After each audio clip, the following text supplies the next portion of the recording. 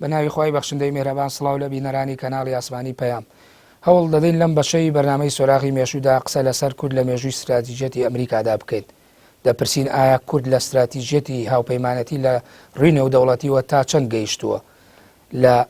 چاڵدیرانەوە بیگرە تاوەکو جەنگی دووەمی جیهانی و تا بەم قۆناغەش دەگا کورد کەوتوتە بەشێک لە هاوکێشە نێو دەوڵەتیەکان و هەروەها هەرێمایەتیەکان. ئایا کورد دۆستایەتی هاوپەیمانێتی تێکەڵبوون بەو پرەنسیپ و بەو استراتیژەی کە هێزە بێگانەکان لە ناوچەکەداوە تا چەند توانوێتی لە مێژوودا لێکی بداتەوە؟ ئایا توانوێتی ئەمانە بکاتە زەخیرە و سەرمایەکی مێژووی؟ ئایا کورد تا چەند لە ناو دۆزەکەی لە ژێر کاریگەری سیاسەتی ئەمریکادایە؟ دەپرسین ئایا ئەو پرەنسیپەی کە باس لەوە دەکات دەگوترێت جۆرج واشنتن و توێتی ئەمریکا تا سەر دۆستایەتی و تا سەر دژمنەتی لەگەڵ هیچ هێز و لایەنێک نییە بەڵکو بەرژەوەندی تا سەری هەیە؟ ئایا کورد کەوتۆتە کوێی بەرژەوەندەکانی ئەمریکاوە؟ ئەمانە تەوەری سەرەکی بەرنامەی سۆراغی مێژووی ئەمڕۆمانە بە میوانداری هەریەک لە بەڕێزان کاکشوان هەورامی نووسەر، مامۆستا گۆران ئیبراهیم پسپۆر لە سیاسەتی ئەمریکا لە ڕۆژهەڵاتی ناوەڕاست بەخێربێن بۆ سۆدیوی سۆراغی مێژوو. مامۆستا گۆران، کورد لە کۆنەوە هێزە دەرەکیەکانی ناسی و ئەگەر واز لە مێژووی کۆنیش بینین بگەڕێنەوە بۆ مێژووی ناوەڕاست و دواتر هاوچەرخیش لە سەردەمی عوسمانی و سەفەویەوە کە هێزەکان ئەو هێزە ئیقلیمیانە هاتوون لەسەر خاکی کوردانیا کوردەکان بوون بە بەشێک لە شەڕ و لە استراتیژەتی یەکلاکردنەوەی ململانەی نێوان ئەم هێزانە بەردەوام کورد لەناو ئەمانەدا بووە. کورد تا چەند توانوێتی لە ناسینی ئەو هێزانەوە هاوپەیمانێتیان و تێکەڵبوون لەگەڵیاندا و چوونە ناو استراتیژەکەیانەوە توانوێتی سوودمەند بێ وەکو زەخیرەیەک بەکاری بهێنێ لە ناو ئەو مێژووی کە لە ڕابردوودا هەیەی یا هەی بووە؟ طبعا مەسلەی پەیوەندی کورد بە زلهێزەکانەوە لە ناوچەکەوە لەسەر ئاستی جیهانیش هەر لە کۆنەوە تۆ ئەگەر سەیرێکی کورد زیاتر وەک پەراوێزێک دەرکەوتووە لە دەسەڵات و لە ململانی ئەو زلهێزانە و ئەوەنەیشی کورد بووە بە سوتماکی ململانیەکانی بینی ئەو زلهێزە هەرێمی و نیە و دەوڵەتیانە، یعنی سەیرەکەی بە نیسبەتێکی زۆر کەمیش نەیتوانیوە سوود لەو ململانیانە وەرگێت. مەسەلەی جەنگی چاڵدێرانیش کە بەڕێستان ئاماژەتان پێکرد لەو قۆناغەوە ڕاستە قۆناغێکی نوێ لە مێژووی نوێی کورد دەست پێ ئەکات، بەڵام ئەو قۆناغە ئەتوانین بڵێن یەکەم دابەشبوونی کوردستانە لە نێوان دوو زلهێزی هەرێمیە، ئەویش عوسمانیەکان و سەفەویەکانە. یعنی سەیرەکەی دواتریش لەو پەیماننامەی چ زەها و چ ئەماسیە هەتا با بڵین پەیماننامەکانی دواتر تورکمانچای ئەمانە هەموو سیر کە یعنی کورد وە جاری وا هەیە وەکو پەراوێزێکیش ئیشارەیەکی پێنەکراوە لەگەڵ ئەوە سەیرەکەی دابەشبوونی تەواوەتی جوگرافی هەتا دابەشبوونی با بڵین قەومی کورد لەو قۆناغانەوە یەتەکایەوە بە شێوەیەک لە 1950 سنووری نێوان عوسمانی و سەفەوی بە کوردستانە تێپەڕ بووە. بەڵام کورد ئەگەر سیرکەی جگە لە ئەوەی با بڵین ئیدریسی بەدلیسی ئەو هەوڵانە کە کردوێتی ڕاستە هەوڵێک بوون کەم نەبوون، بەڵام لە ئاست ئەوەی شان نەبووە، ینی کورد بتوانێت ببێتە هاوپەیمانێکی دەوڵەتی عوسمانی بەو شێوەیە، بەڵام ئەوە نەیش هەبووە کە کورد لەگەڵەوەی سربەخۆ نەبووە، بەڵام ئیدارەی ناوچەکانی خۆی کردووە لەگەڵەوەیشە ساڵانە باج و سەربازیەوە بە دەوڵەتی عوسمانی. ئەو ڕێکەوتنەی لە نێوان کەوپێوتی ڕێکەوتنی کوردی عوسمانی لە دوای بڵێن چاڵدیرانەوە ڕۆدا لە نێوان مەلا ئیدریسی بەدلیسی و دەوڵەتی عوسمانیدا، یعنی ئێمە ئەکرێ ئەم ڕێکەوتنە وەکو چوارچێوەیەکی گرنگی استراتیژی لێی بڕوانرێ وەکو بنەمایەکی بەهێز لە مێژووی سیاسی کووردا کە توانیوێتی بۆ ئیدارەدانی ناوچەکانی خۆیوە بە کۆمەڵێک مەرج و مەرجی گرنگی هەبووە لە بەرامبەریشا دەوڵەتی عوسمانی کۆمەڵێ مەرجی هەبووە، توانێتی ئەمانەوەکو چۆنەڵی کارتێکی بەهێز بەکاربێنێ لە مێژوودا یا خودوکو استراتیژێکی بنەڕەتی لێ ڕوانرێت. وڵی وەکو استراتیژی بنەڕەتی ئەوە نەهەیە تۆ لەو کاتا بووی بە بەشێک لە دەوڵەتی عوسمانی، دوای ئەوە بەشی ڕۆژهەڵاتی کوردستانیش بووە بە بەشێک لە سەفەویەکان. یعنی لێرەوە یەک لە ڕەهەندەکانی مەسەلەی ئەو ڕێکەوتنە ململانی شیعەگەرایی و سوننەگەرایی مابینی ئەم دوو ئیمپراتۆریەتە بووە. لێەوە یعنی ناتوانانی بڵێ بووە بە بنەمایەکی استراتیژی بۆ کورد، چونکەکم یعنی ئەگەر سەیری ڕێکەوتن نامەکانی دواتری ئەو ڕێکەوتنە بکەی، یعنی کورد بە شێوەیەکی وا ناوی نەهاتوە لەو ڕێکەوتن نامانە کە سنگ و قورساییەکی تایبەتی خۆی هەبوو بێ یا کاریگەری لەسەر دەوڵەتی عوسمانی یاخود سەفەوی کرد بێ بەو شێوەیە، لەگەڵ ئەوەی کورد جاری وایە لە جەنگەکانی مابینی ئەم دوو ئیمپراتۆریەتە بەشداری گەورەی هەبووە. بەڵام سیرەکەی دەستکەوتی زۆر بچکۆلەی هەبووە هیچی نەبووە تەنانەت یعنی حەزەکەم ئاماژە بۆ بکەم لەو کاتاکە هەتا لە کاتی کشانەوەی دەوڵەتی سەفەوی لە خاکی کوردستانە کوردستان تووشی نەزیفێکی مادی وابوو توێژەران یعنی باس لەوە ئەکەن بۆ ماوەی چەند ساڵ دوای ئەوەش لە ڕووی ئابووری و کوردستان جارێکی تر نەهاتەوە سەرخۆی چونکەکم ئیمپراتۆریەتی سەفەوی کاتێک کە پاشەکشەیە کرد لەو خاکانەی کە دەوڵەتی عوسمانی تایە ئیشکەن هەرچی ڕەز و باخ و دانەوێڵە هەبوو هەر هەمووی ئەسووتان بۆی دەست دەوڵەتی عوسمانی نەکەوێت یعنی لێرا سیرەکەی زیانی ئابووری گەورە زیانی مرۆیی گەورەت بەرکەوتووە دوای ئەوەیش هەم جارێکی دیکە بوویتەوە بە بەشێک لەو دوو ئیمپراتۆریەتە یا بە شێوەیەکی تر بڵێن کورد و میرنشینە کوردیەکان بە درێژایی ئەو چەندەیە دەی ئەو سەدەیە لە مێژووی نوێ کووردا هەیە زیاتر وەک پەراوێزێکی ئەم دوو ئیمپراتۆریەتە دەرکەوتون. بەڵێ کاکشوان بۆ کوردەوێ پەراوێزی ئەو ئیمپراتۆریەتانە بێ کاتێک کە ئێمە ڕۆچین بە قوڵایەکانی مێژوودا و ئەگەڕینەوە بۆ ڕابردوو ئەبینین کورد لە ناو معادلەکانە بەشێکی دیار بووە یعنی بۆ ئەبێ هەمیشە ئەگەر خوێندنەوەیکی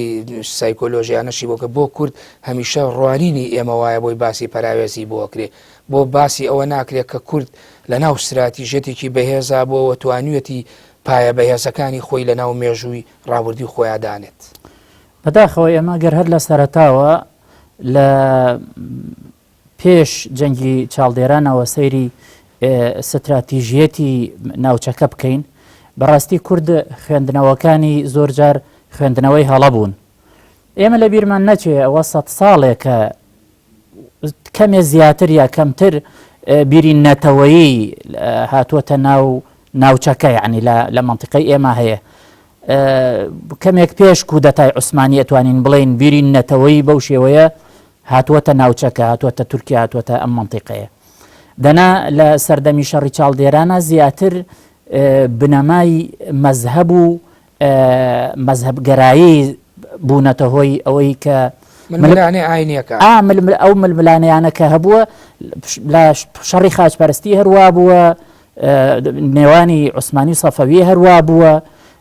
لەبەرەوە ئێمەش ینی بەشێک بووین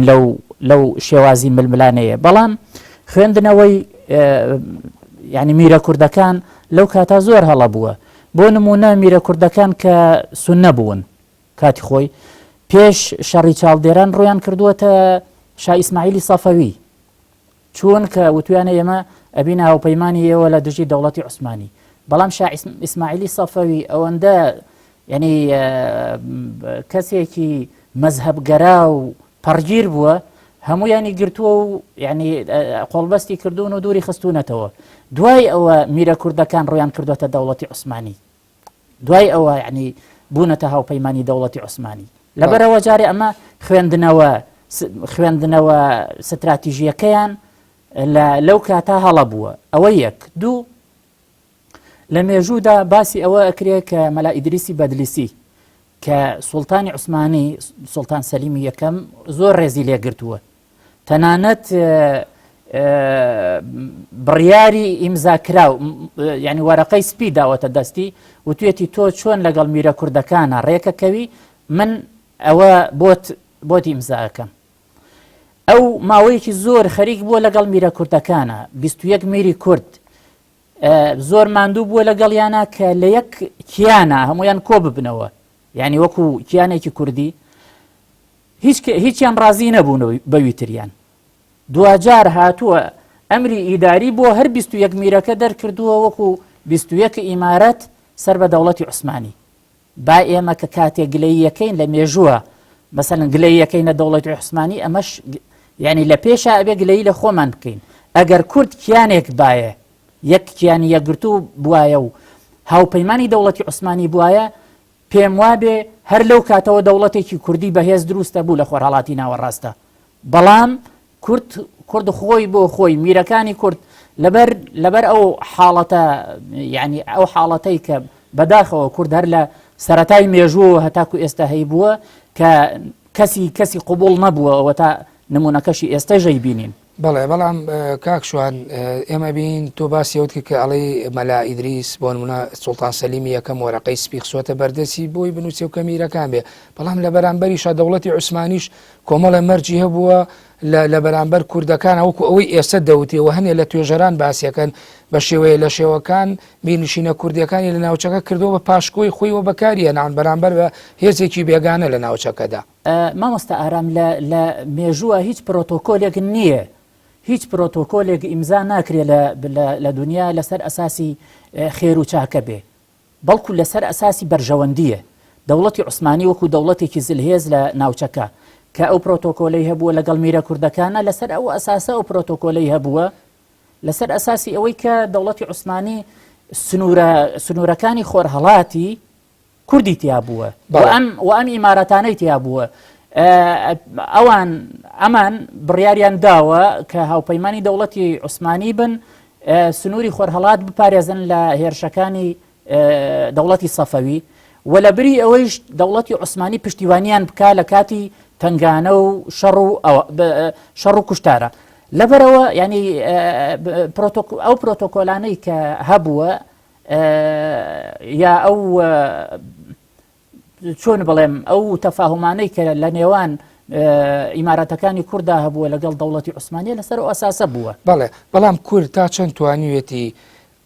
لەسەر هەر بنەمایەک بوو بێ ئەم تێکەڵبوونە لەگەڵ هێزە نێودەوڵەتیەکان و هێزە هەرێمایەتیەکان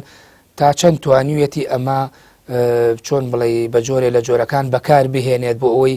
بۆ استراتیژێکی بەهێزی خۆی و کارتێکی بەهێزی خۆی لە ناو مێژوودا بیهێنێتەوە بۆ ئێستا و بەکاری بێنێ بە درێژای قۆناغەکانی مێژوو لەو کاتانەوە تا ئێستا. بەداخەوە ینی من پێم وایە خوێندنەوەی کورد بە درێژایی مێژوو کە ئێمە سەیرەکەین خوێندنەوەکانی زۆر بێهێز بووە و زۆر کز بووە و لە ئاستێکی زۆر ینی ئەتوانم بڵێم ینی نزما بووە. بەسم بۆ نمونە ئێمە ئەڵێن بەسەر ئیمارەتی ئەردەڵان سەر بە دەوڵەتی ئێران بووە، دەوڵەتی سەفەوی لە ماوەی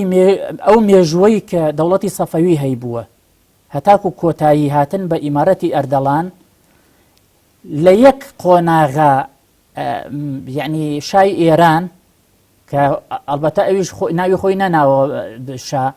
لە کەریمخانی زەند خۆی ناوە وەکیل و ڕعایا خۆی نەکردووە بە شای ئێران ینی نەیوتوە من شای ئێرانم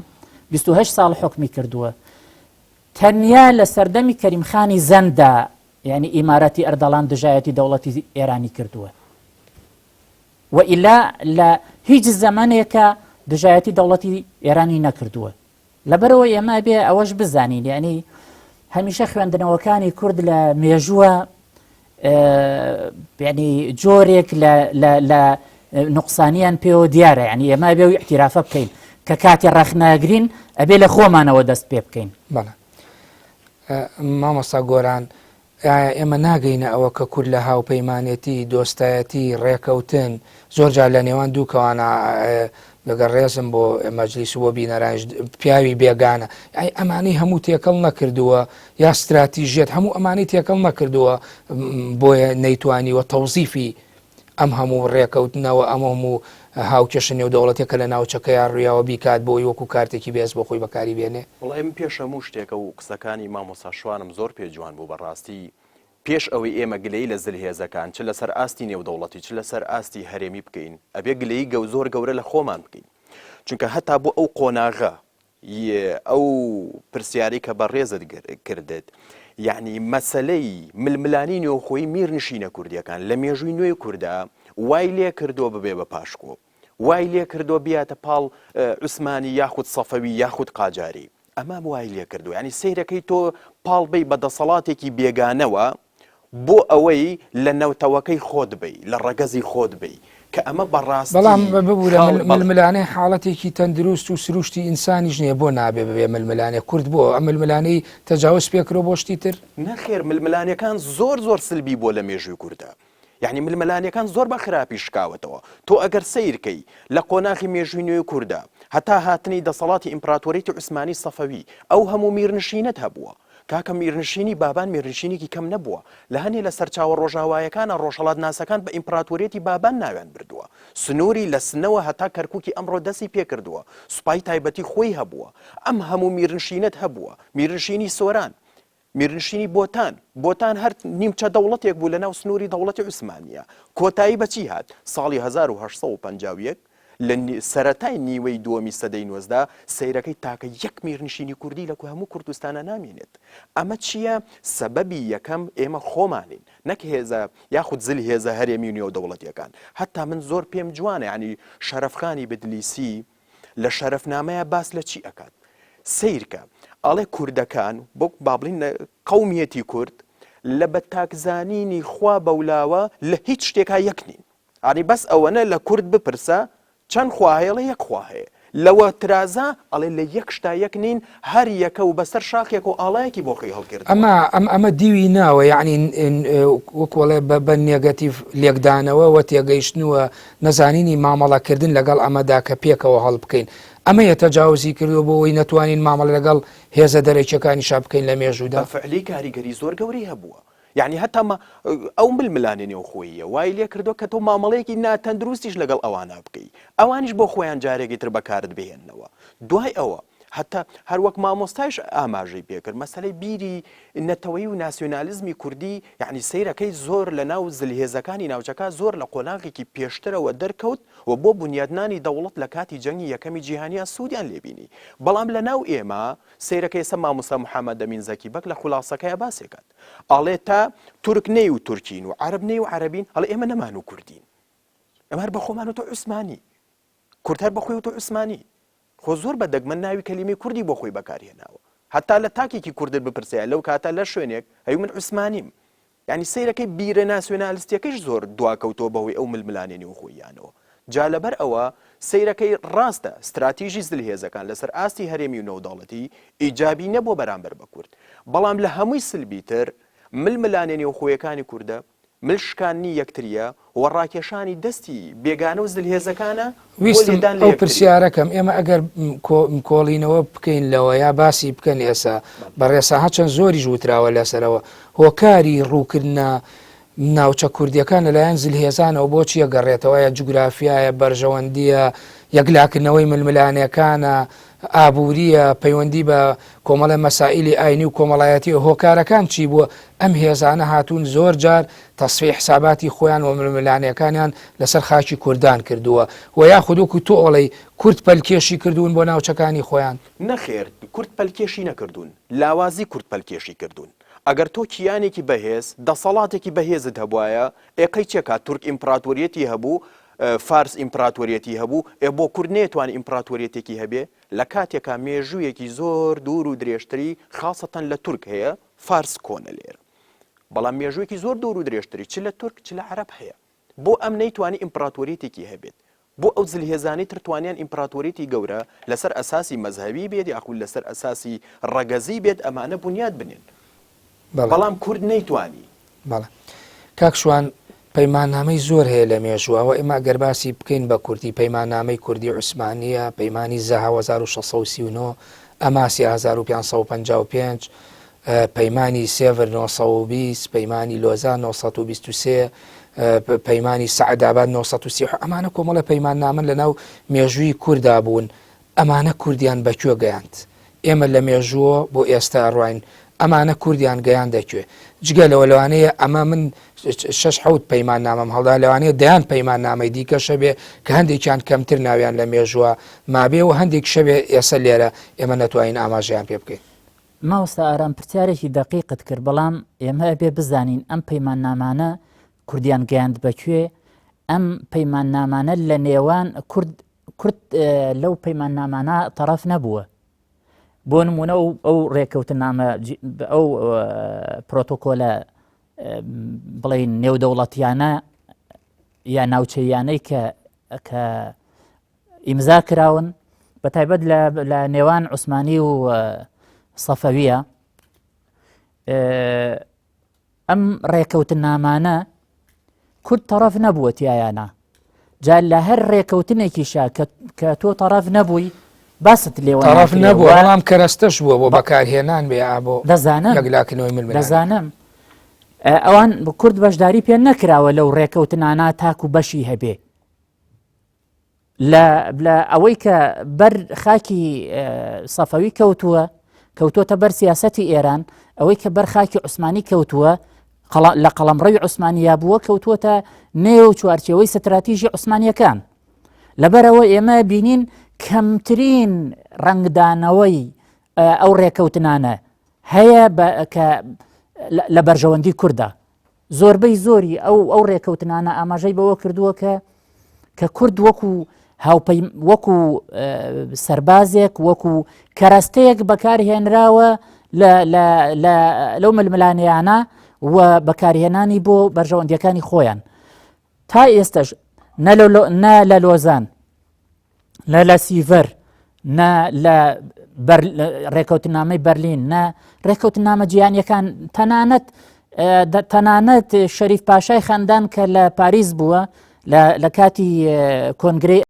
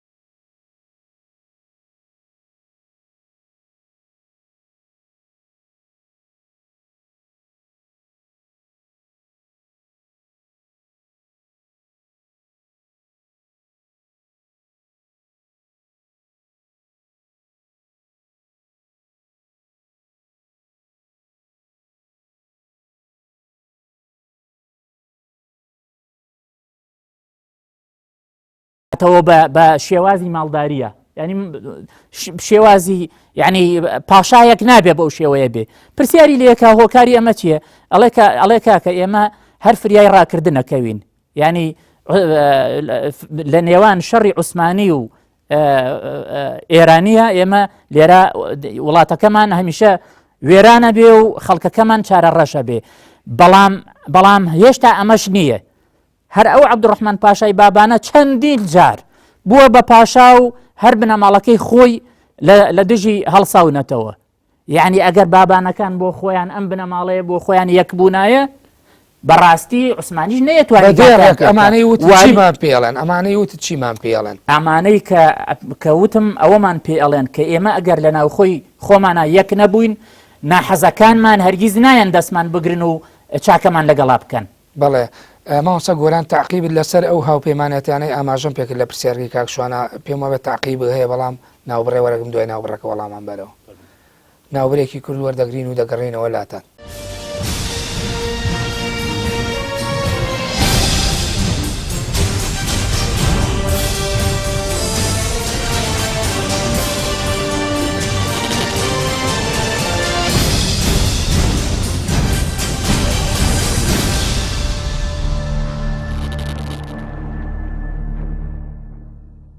جارێکتر سڵاو. پرسیاری کۆمەڵی هاوپەیمانیم کرد کە ئەو هاوپەیمانەتیانەی لە مێژووی هاوچەرخەوە بیهێنین هەتاوەکو مێژووینە و تام قۆناغی ئێستاش کوردیان بەکوێ گەیاندووە. ئەمانە ئێوە وەکو زیاتر توێژەرێکە ئیشتان لەسەرەوە کردووە لەسەر استراتیژەت و سیاسەتی وڵاتانی زلهێز بە تایبەتی وڵاتێکی وەکو ئەمریکا لە ناوچەکەدا. وڵی مەسلەی ئەو هاوپەیمانیانە جارێ هەروەکو پێشتر مامۆساش باسی لێوە کرد، ینی کورد بەشێک نەبوولی، کورد بەشێک نەبوولی. دواتر وەرە بۆ دوای جەنگی دووەمی جیهانی یاخود ساڵانی نێوان هەردوو جەنگ تۆ هەموو ئەو پەیمان نامانەی بۆ نمونە سانڕیمۆیە، سیڤەرە، لۆزانە، هەموو ئەمانە وەریان ئەگریت دواتر یەکلاکردنەوەی کێشەی ویلایەتی مووسڵە کە هەتا بە پێی راپۆرتەکانی عوسبەت الئومەم لەو کۆناکە زۆرینەی دانیشتوانی ویلایەتی مووسڵ کوردە، بەڵام لە یەکلاکردنەوەی کێشەکە کورد هیچ وجودیەتێکی نییە. لە دوای ئەوە سەیرەکەی ببوورە بەر لەوەی وەڵامە بێتەوە با بوو بەمەوە زۆرجە لە بەرنمەکانی کە پرسیارەکەم بە بۆچوونی ئێوەکو توێژەری ئەمەش ناگەڕێتەوە بۆی کورد خاوەنی دەوڵەت و قەوار و چوارچێوەیەکی یاسایی و دان پێیانراوی خۆی نەبووە بەفعلی ئەوە بۆ ئەوە ئەگەڕێتەوە، یعنی سەیرەکەی بەڵام کە ئێمە خاوەنی دەوڵەتیش نەبووین لێرە فاکتەری یەکەم هەموو کاتێ لە هەموو کات و لە هەموو قۆناغێکە هەر خۆمانین. باشە یەکشت ئێستا پەیماننامەی سیڤەرمان هەیە مادەی 62 63 64 زۆر بەڕوونی باز لە دروستکردنی دەوڵەتێکی کوردیەکە، تەنانەت بەشێکی تایبەتی لە پەیماننامەی سیڤەرە دانراوە بەشەکە ناوی کوردستانە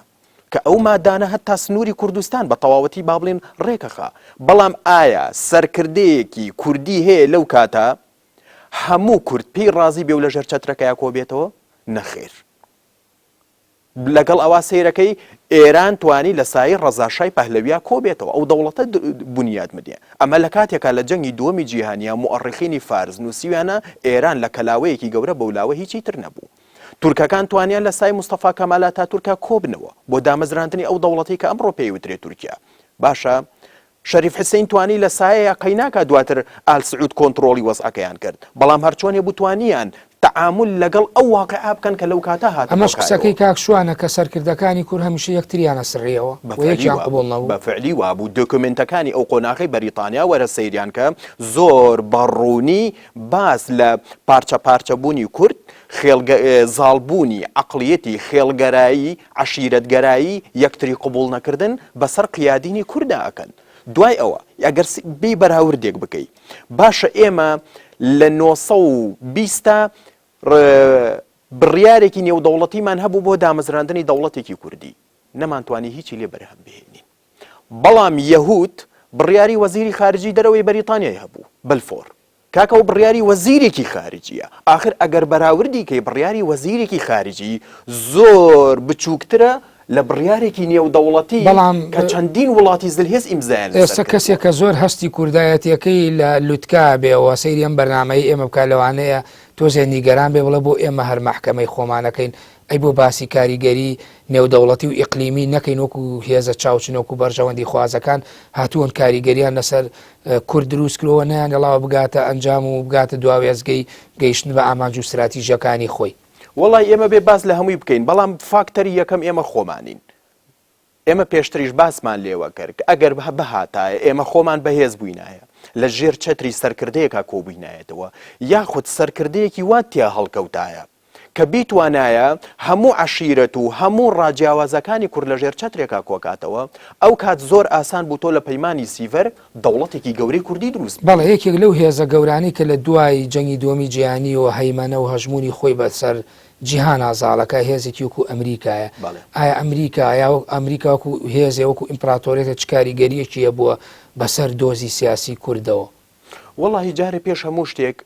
ئەمریکا تا پێش جەنگی یەکەمی جیهانی ئامادەگیەکی وای لە منتیقەکان نەبوو، چونکەکم تا ئەو کۆناغە ئێمە هەمومان نەزانین چ فەڕەنسا چ بەریتانیا زلهێزی سەر دوو زلهێزی سەرەکی جیهانی بوون. لە دوای جەنگی دووەمی جیهانیەوە طبعاً ئەو زلهێزانە تا ڕادەیەک بەرەو گلۆربوونەوە چوون و بەرەو پوکانەوە چوون، یەکێتی سۆڤێت و ئەمریکا دەرەکەوێت. ئەمریکا لەو قۆناغەوە هەندێک لە توێژەران بەڕاستی نووسیویانە کە پەیوەندی کورد ئەمریکا لەو قۆناغا، بەڵام من لێرەوە ئەیڵێم هیچ پەیوەندی لە مابینی ئەمریکا و کوردان نەبووە و زیاتریش وەکو پێکهاتێکی عێراقی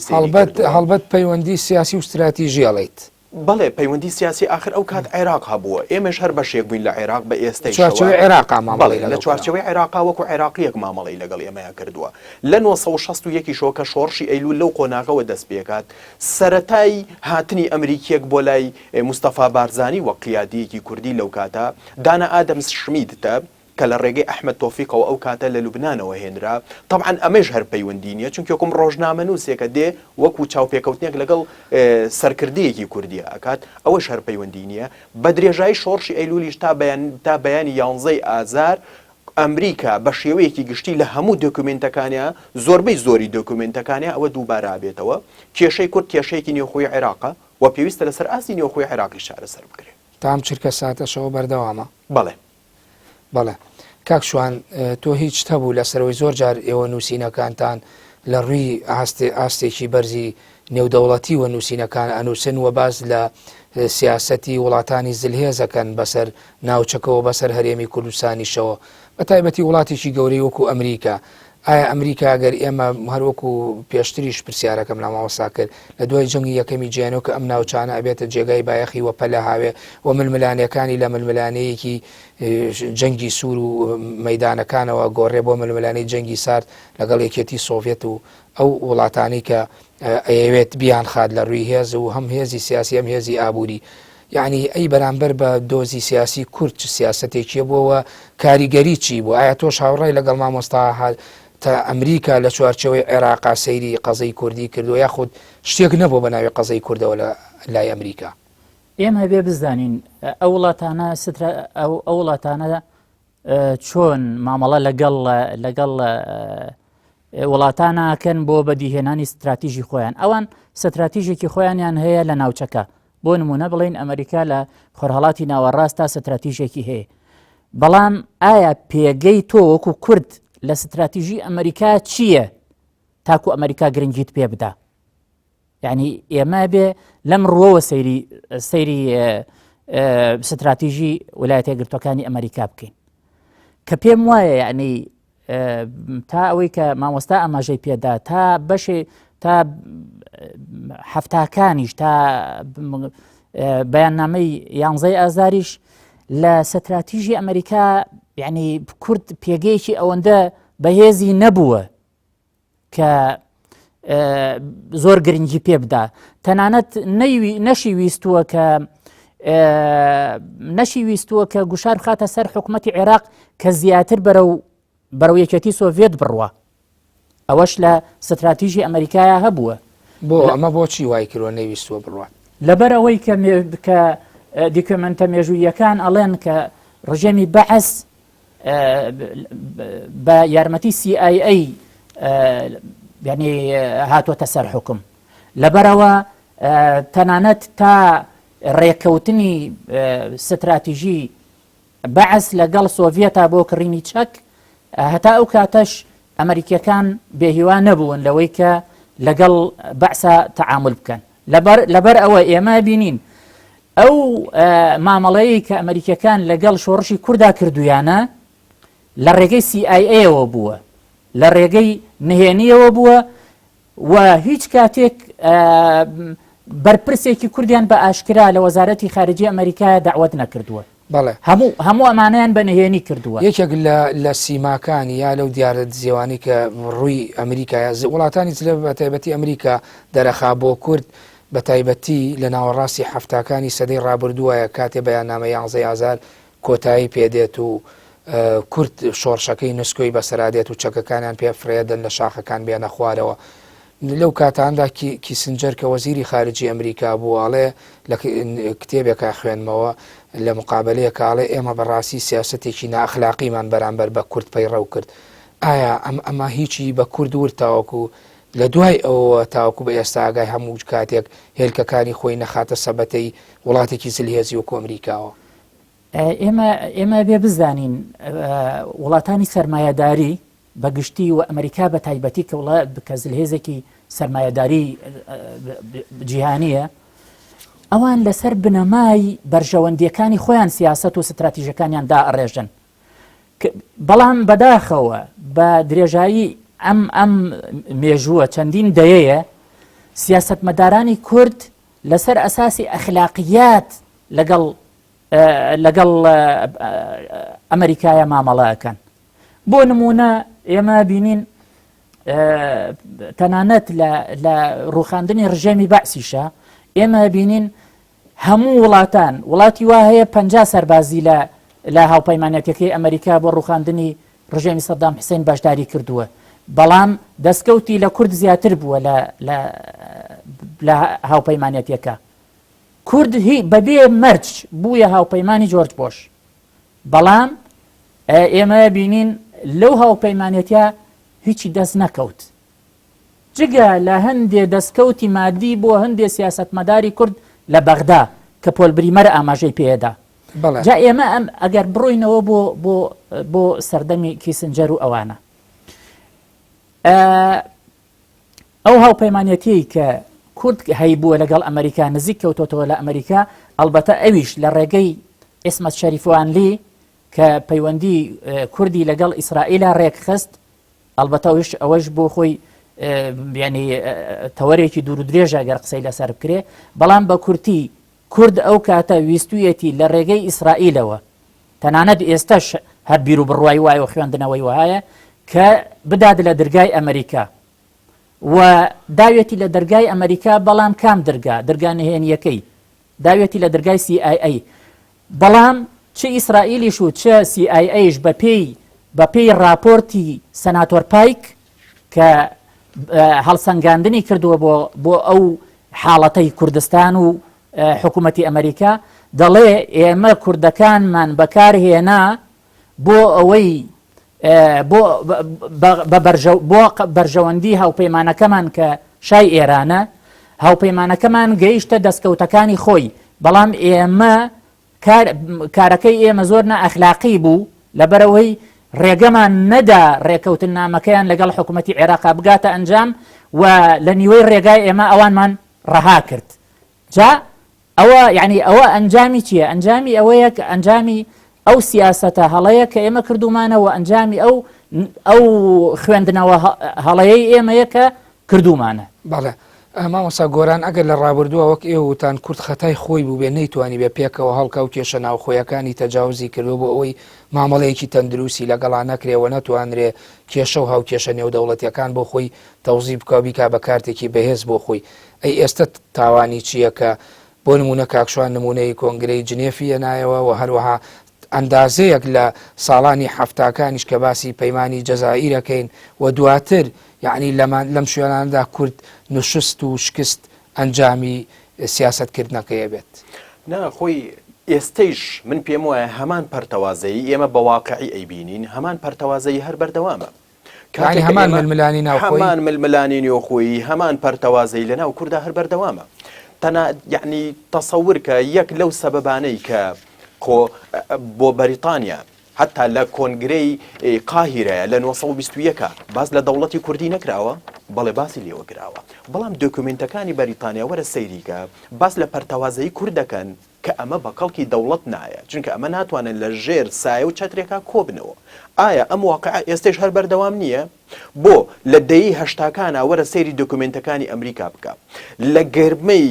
بەکارهێنانی چەکی قەدەغەکراوی کیمیاوی دش بە منتیقە کوردیەکان، لە گەرمەی بۆ نمونە هەموو ئەو شاڵاوانەی کە حکوومەتی عێراقی کردە سەر کوردستان، وەرە بزانە دۆکومنتە ئەمریکیەکان چۆن باس لە پەرتەوازەی و شەڕی ناوخۆی حیزبە کوردیەکانەکەن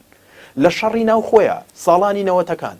وەرە یعنی یەک لە سیاست مەدارە گەورەکانی ئەمریکا یعنی قۆناغی ئیداری کلینتن باس لەوە ئەکات ئەڵێمە کوردەکانە پارێزینەوەن خۆیان یەکتری کوژن. ینی بەڕاستی ئەمە یعنی سیرکە ئەمە بڵێ تا چەند ئەمە وڵاتانی جلێزیە ئەمریکا توانوێتی ئیستیغلالی ئەم ناکۆکی و ناجۆریە ناوخۆیە بکات بۆ ئەوەی خۆی بتوانێت سیاسەتێکی بەهێزە ناوچەکەدا پەیڕەو بکە بەرامبەر بەهێزەکانی ناوچەکە و کوردیش پشتگوێ بخا بەهۆی ئەو ناکۆکی و ململانە ناوخۆیانەوە. ئایا ئەم ناکۆکی و ململانیانە پەرچەکردارێکی دروست کردووە لە دەرەوە یاخود جۆرێک لە ڕاکێشانی ئەمریکای دروست کردووە تاوەکو زەمینەی چۆنەڵی فۆرمەلەکردنی سیاسەتەکانی خۆی لە ناوچەکەدا خۆشتر بێت؟ بە فعلی خۆ ئەزانی چۆنیە ئەو تا ئەو ڕادێژ لەگەڵ لە ناوبردنی ناکۆکیەکانایە، تا ئەو ڕادێژ لەگەڵی نزیکردنەوەی هێزە کوردیەکانایە لەگەڵ یەکتری، هەتا ئێستەیش ئەوێ کورد تەنها وەکو کارتێکی فشار بەکاربهێنێت. ئەمە لێرە ئەوەت پێ بڵێم ئایا ئەمەش لەو چوارچێوەیە وەکو لە پێشەکی بەرنامەکە وتم ئەو وتەی ئەمریکاڵێ دوژمنایەتی و دۆستایەتی تاسەری لەگەڵ کەس نییە بەڵکو بەرژەوەندی ئەمە لە چوارچەوەی ئەو بەرژەوەندیە لە نێوان دووکەوانە کە بەڕێزی هێمای بۆ فعلیەوە وتەی جۆرج واشنتن یەکەم سەرۆکی ئەمریکا کە ئەو کات کۆشکی سپی نەبوو لە بەردەم کۆشکی سەرۆکایەتی ئەمریکایە وتەی پێشکەش کرد ئەو سیاست بە استراتیژەکات سیاست لای ئەوان بابەتێکی مدروسە یعنی هەتا بۆ ئەوەی زیاتر لە استراتیژی دەرەوەی ئەمریکا تێ بگەین کۆمەڵی مؤسساتی زۆر گەورە هەیە چ لە ڕووی ئابووریەوە چ لە ڕووی سیاسیەوە چ لە ڕووی جغرافیەوە یعنی لەسەر ئاستی هەموو جیهان مەسەلەی سیاسەتی دەرەوەی ئەمریکادا ئەڕێژن دوای ئەوە مەسەلەی سیاست و استراتیژی دەرەوەی ئەمریکا بابەتێکی زۆر ئاڵۆزە لە مابەینی کۆشکی سپی ئەنجومەنی ئاسایشی نەتەوەیی پنتاگۆن CIA کۆنگرێس ئەمانەیش پاڵ پشتیان کوێیە ئەو مؤسساتە گەورانەی ئەمریکایە کە هەزاران کەس لە مامۆستایانی زانکۆ گەورەکان لە سەرمایەدارە گەورەکان لە خەڵکانی پسپۆر لە سیاست مەدارە خانە نشین کراوەکان هەموو ئەمانە بەشداری تێئەکەن هەتا کۆمپانیەکان و بانکەکان هەموو ئەمانە بەشدارن بەپێی بەرژەوەندی ئەمریکا لەسەر ئاستی جیهانی و بە لێکدانەوەی واقعی ئیقلیمی چونکەکم ئێمە ئەمڕۆ ئەوەمان لەبیر نەچێت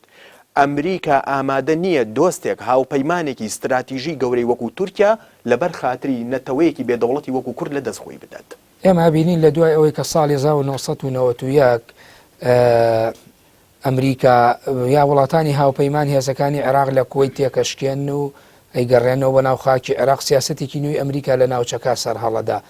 لە دوای 91 بگەڕێنەوە بۆ مێژۆ بۆ ئێستا کورد کەوتە کوێی ناو سیاسەتەکانی ئەمریکاوە ئایا ئەمریکا سیاسەتەکانی گۆڕی بەرامبەر بە کورد و ئەوەی کە پێوتی لە چوارچەوەی بەرژەوەندەکانە ڕوئایەکی دیکەی بۆ دروست و یاخود ئەو ئەمریکا هەمان ئەمریکای سەردەمی جۆرج واشنتنە و لە قەزەی یا لە ناوچەکە ئەڕوانی و کوردی ژەناو ئەو نەتەوە گەلانەی دیکەدا لە چوارچەوەی بەرژەوەندەکانی ئەودایە لە بەرچاوگرتنی بەرژەوەندەکانی خۆیان هەر ئەمریکای سەردەمی جۆرج واشنتنە بە کورتی لە دەی هەشتاکانە کورد چی بەسەر نەهات لە هەرێمی کوردستانە کاکە لەو کاتا لە 1970 هەڵایەکی گەورە لە کۆنگرێسی ئەمریکا دروست بوو لەسەر ئەوەی وڵاتێکی لیبرال دیموکراسی وەک ئەمریکا پەیوەندیەکی بەهێزی لەگەڵ عێراقێکی دیکتاتۆری و ڕژێمی بەعز لە عێراقا هەیە هەڵایەکی گەورە دروست بوو هەتا ڕۆناڵد ڕێگن نوێنەری خۆی ناردە کۆنگرێس بۆ دامرکانەوەی ئەو هەڵایە کاکە یەک لە کۆنگرێسمانەکان لەو کاتا هەستا بە ڕاپۆرت لە 1970 بار و دۆخی کوردی ڕوون کردەوە نوێنەری ڕۆناڵد ڕێگن گوێی لێگرت لە ئەخیری قسەکانی بڵێ چی باشە وتی هەموو ئەو شتانی تۆ وتت ئەسڵەن وتی نیگەرانیەکیش لە ئێمە دروست ناکات کاکە لە بابەتی کیمیابارانی هەڵەبجە نۆعەم چۆمسکی لە لێدوانی لە یەکێ لە نووسینەکانیان باسی ئەکات کاتێک کە مەسەلەی کیمیابارانی هەڵەبجە هەر ئەو ڕۆژە ئەچپێنن بەگوێی بۆشی باوکە کە ئەو کات جێگەری ڕۆناڵد ڕێگان بوو و دواتریش بۆ ماوەی 4 ساڵ سەرۆکی ئەمریکا بوو لە 1992 پێی ئەڵێن سەدام چەقی قەدەغەکراوی کیمیاوی دش بە خەڵکی خۆی بەکارهێناوە ئەڵێ ئەمڕۆ جارێ ڕاوەماسیم هەیە جارێ ڕاوەماسیم هەیە باسی ئەو شتانم لا مەکەن دواتریش ڕۆناڵد ڕێگن زۆر بە ئاشکرا لە کەناڵی ABC ئەمریکی وتی ئەم کردەوەی ئێران ئەنجامیاوە نەک عێراق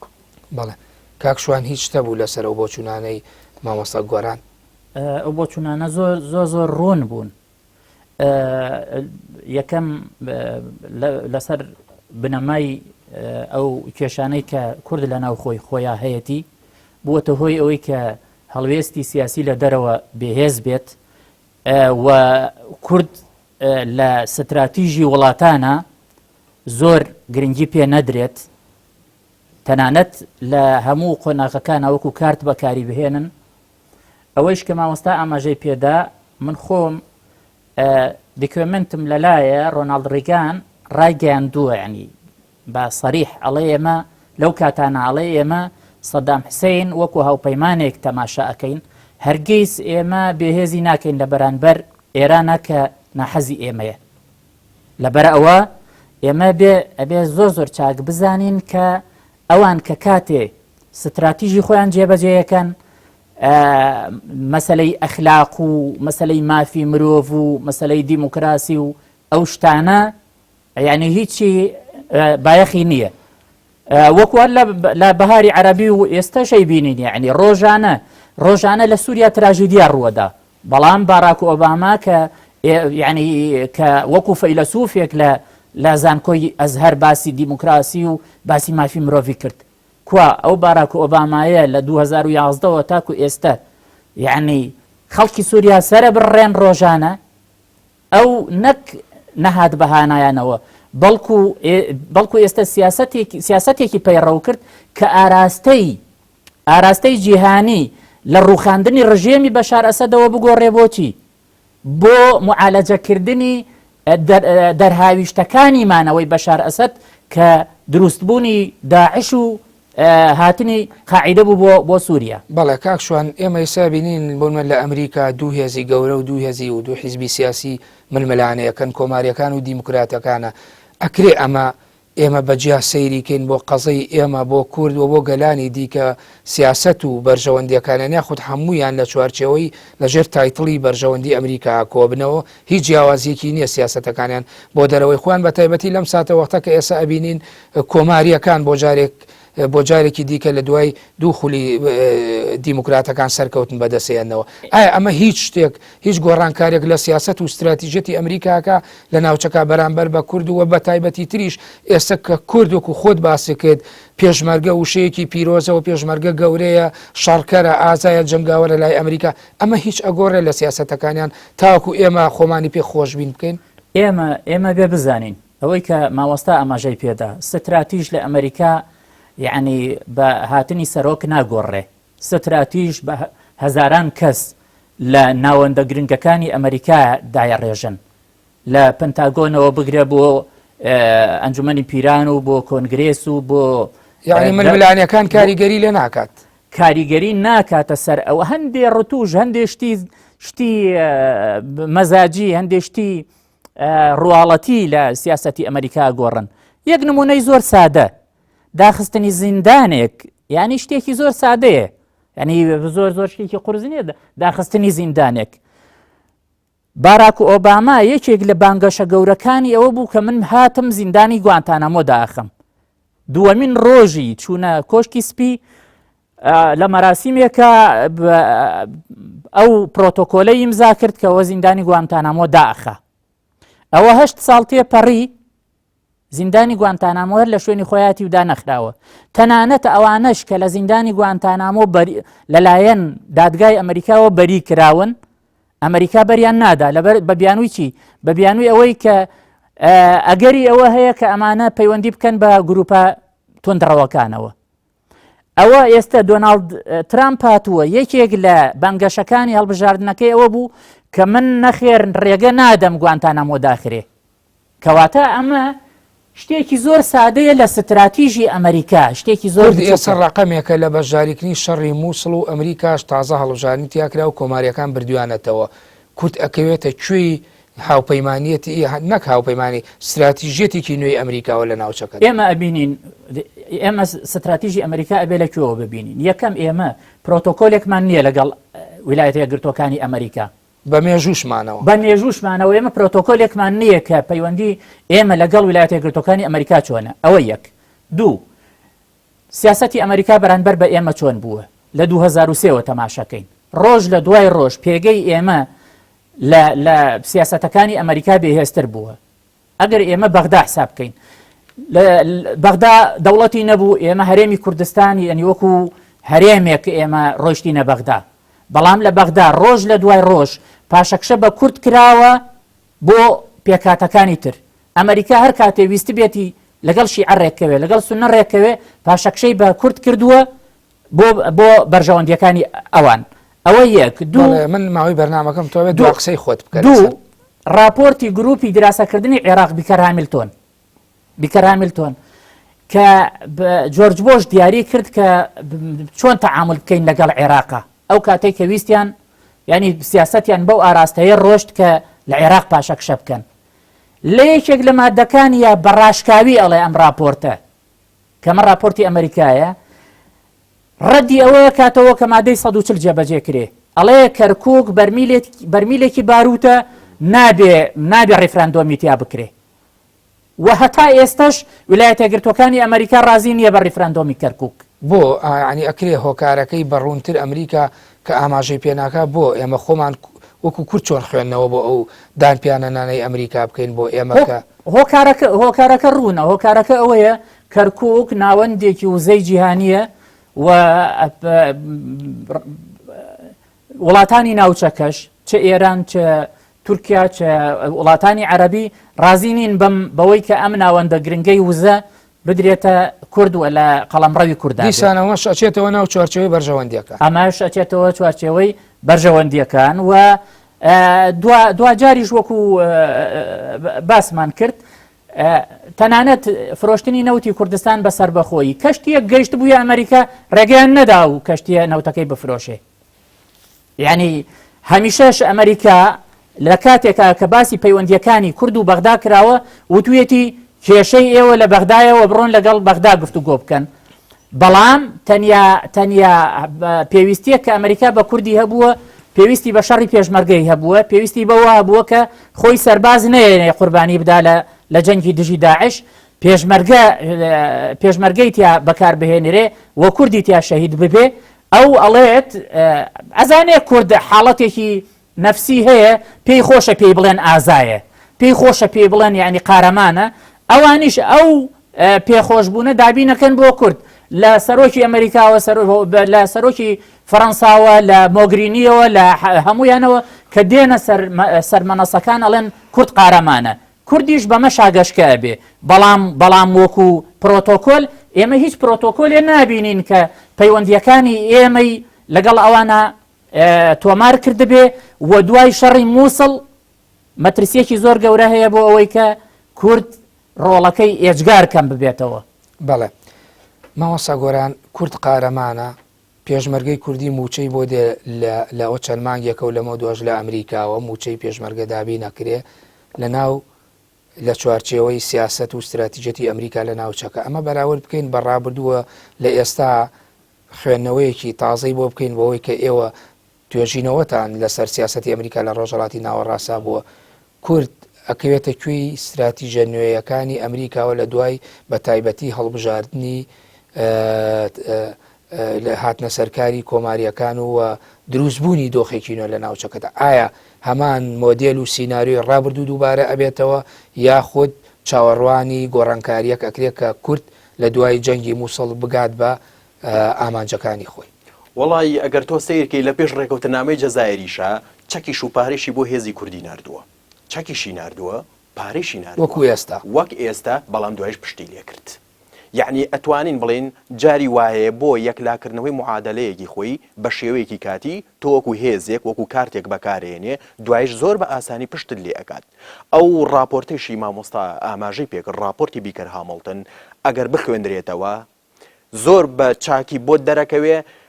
کە ئەمڕۆ ئێمە یەکی لە کێشەهرە گەورەکانمان لە سنووری عێراقا ئەوەیە ناوچە دابڕاوەکان نەگەێنڕێنەوە سەر کوردستان ئەم ناوچە دابڕاوانە یاخود ناوچە کوردستانەکانی دەرەوەی هەرێم لە هەموو خاکی ئیسرائیل و فەڵەستین گەورەترە مەساحەکەی لە هەموو خاکی ئیسرائیل و فەڵەستین گەورەترە بەڵام ئەمڕۆ لە دەست ئێمان نییە دە ئەمریکا لەگەڵ ئەوانیە ئەو ناوچانە بگەڕێتەوە سەر هەرێمی کوردستان تەنانەت لە